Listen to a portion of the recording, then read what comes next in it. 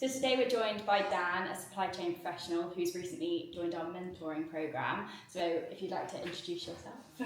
Sure, thank you. So Dan Culverhouse. I have been working in supply chain logistics for more than 30 years. So, you can guess my age. But my role started back in the early 90s.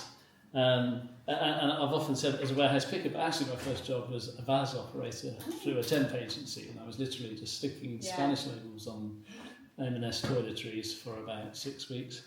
And from there I ended up picking in that warehouse, forklift driver, I was emptying trucks, all of those things. And from there I took on a supervisor's role. And actually then things all got a bit too serious for me, and I packed it all in and went backpacking for 6 months and did all the things. I circumnavigated the world actually, started in Southeast Asia, but mainly Australia and New Zealand. Crossed over the US on the way back, but with very little money to do much. Just trying to get home. Yeah, was just trying to make it all the way back. Yeah. And then when I came back, I went back to my old job, supervising in a warehouse. But I think those travels had really kind of lit a fire under me a little bit, as to realise that I could do whatever I liked. I'd left school with pretty much no qualifications, so I kind of didn't have particularly high expectations at the time. But after travelling around, realised that, my God, that was actually quite easy. So I kind of decided I needed to get out of my hometown and started applying for jobs. And I got taken on by Tesco. I was a warehouse supervisor in their Crook DC, which is one of their big grocery sites.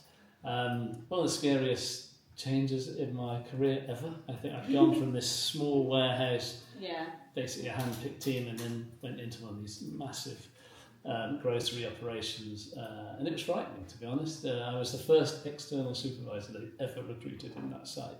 So it was an interesting time. I didn't think I'd make it through my first week, but I did. And then a couple of years in, I was a shift manager there, and I moved around with Tesco then for a bit, doing various operational roles, but then got into development stuff, project management, and I ended up project managing the big national automated frozen DC they developed up in Crick, which is in the late, I think it was 1999, 2000. So an incredible experience, one of the most, it was a huge task. So, and it really kind of opened my eyes to what was possible. Once that had gone successfully live, they asked me if I wanted to do a similar thing in South Korea. Oh, wow. Which initially was, no thanks. I must be crazy. But there was no pressure, and they said, well, look, can you just go out and help the team get started? You're the only one who's done an automated program in the company. So I went out there, and 48 hours later I was ringing my then fiancée saying, we've got to move here, this place is incredible. Oh, wow. So we actually got married a few weeks later, as was planned, not just because of this. And then 3 weeks after we got married, we flew to Seoul and spent 2 years in Seoul with Tesco, building a huge automated DC there. Followed that, went to the Czech Republic and helped with the kind of European centralisation programme, which was bringing all suppliers from direct to store onto centralised distribution, building distribution centres. So I did that in Czechoslovakia, went to Turkey, did the same thing. And then Tesco wanted me to come back to the UK, and I'd kind of had the travel bug by then. Really? And really didn't want to do it. So I left, and I went to the Middle East and worked in Kuwait for a company called Al Shire, which is one of the biggest franchises in the Middle East. They work with lots of UK and American high street brands. And they were growing very fast. Their supply chain was a mess. It was out of control. It was just success challenges really.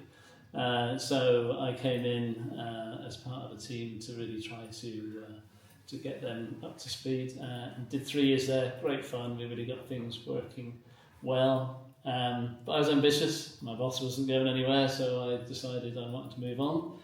And bizarrely ended up back in the UK, which was never really part of the plan.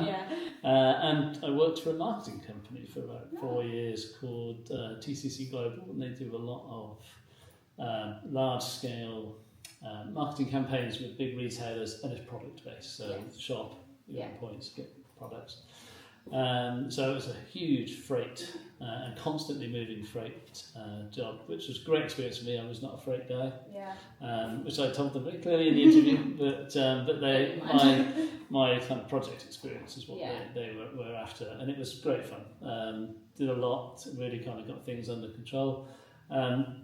But my aim was always not to be based in the UK, because I really enjoyed. I just enjoyed the life of international working.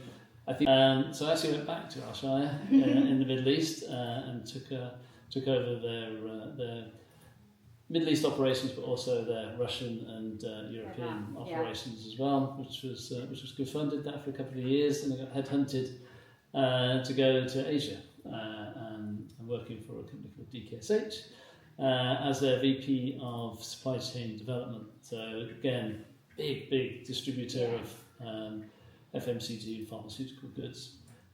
They were in dire need of modernisation. So in this big program of really struggling to make it move forward. So they brought me in to take over that.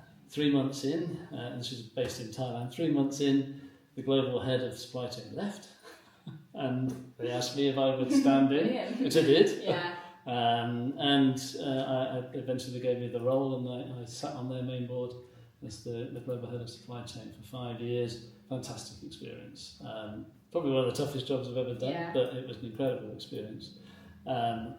Took the business through a journey of modernisation, so going paperless in warehousing, introducing much better systems, transport, modernisation, etc.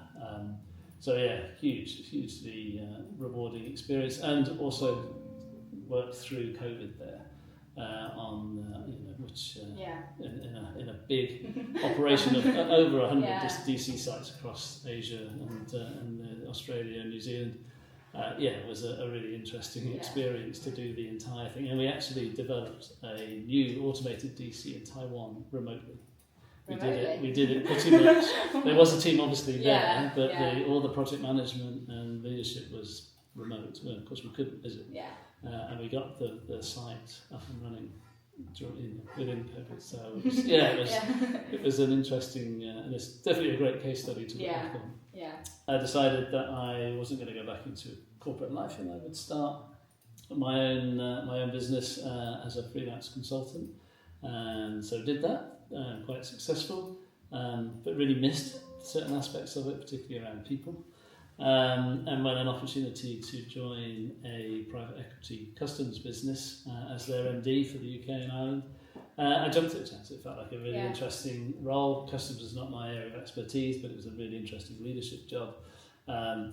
They had bought 7 different businesses in the UK and it needed integrating. So I thought that was a really interesting project. So I did that for 18 months, did all the integration, and then once it was kind of aligned and up and running, I really felt that the value I could add was done. So we agreed that we would finish that role, and then I came back and went back and started consulting again. And the one thing that I knew I needed to do if I was going to succeed at consulting was to find a way to have a people relationship. Which is how I ended up meeting you guys. How important do you feel that relationships are in the supply chain world? I mean, I think that is what supply chain is. We generally refer to supply chains as a supply chain network, and I think that network is generally the people. Of course, the supply chain is about systems, it is about process, but I think none of it really works without the input of people and the influence of people. So I think that ability to communicate and collaborate with people across various parts of the supply chain, whether that be part of your business or part of another business, is what makes the difference. I think supply chains operate in a state of, to some degree, constant chaos, but it's controlled chaos, right? Because it's so complicated that you cannot just have something that just flows. It never just flows. There are so many influences that come in that it needs constant attention and constant management. And nobody can do that on their own. So, I think your ability to connect with others, build those relationships, is what makes a difference when things go wrong, and things go wrong all the time. So, so I think, absolutely, it's the lifeblood of what a supply chain is. So, what inspired you to join the BISU mentoring program when you did? I think it was really I've always enjoyed developing people. I always found it's the most rewarding part of the jobs I do.